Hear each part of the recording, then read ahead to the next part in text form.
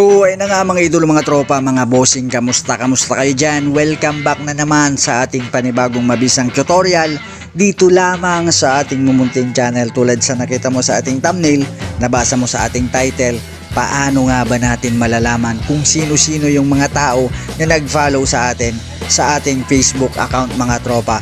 Ipapaliwanag ko sa inyo yan ng malinaw sa abot ng aking makakaya. But before that, kung bago ka lamang pala sa ating Mumunting channel, kung deserve kong makahingi sa'yo ng subscribe, ayan, maraming salamat. I really appreciate that. Tap mo na rin yung bell icon dyan sa baba para ikaw ang unang ma-update, ma-notify, ikaw na rin yung unang makapanood sa ating mga susunod pang mga mabibisang mga tutorials. Kung may time ka pa, kung pwede mong i-like tong ating video ngayon, malaking tulong yan para si Kalalago ikauunlad ng ating Mumunting channel. So paano nga ba natin sila malalaman kung sino-sino sila na nag-follow sa ating Facebook account?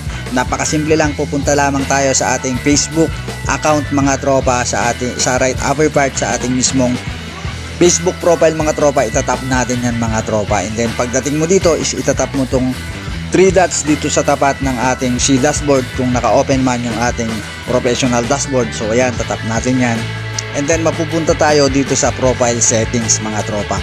Pagdating natin sa profile settings is pupunta tayo sa activity log, mga tropa.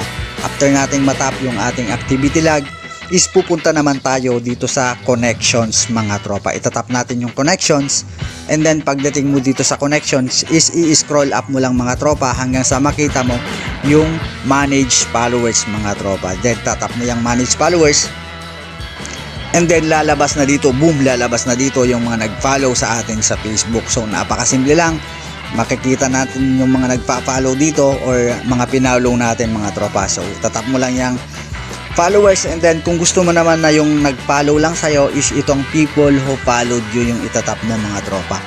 So yan, makikita mo rin pala dito kung sino yung mga in-unfollow mo, mga tropa. So tatap mo lang yung people who followed you, and then makakategorize dyan na ang lalabas is yung mga nag-follow lang sa'yo, mga tropa. Sana naging malinaw tong ating content ngayon. Kung may time ko pa, share mo na rin sa ating mga tropa dyan tong ating channel at jack kung marami silang matututunan. So hanggang dito na lang, kita-kita tayo sa ating mga susunod pang mga content, mga tutorial.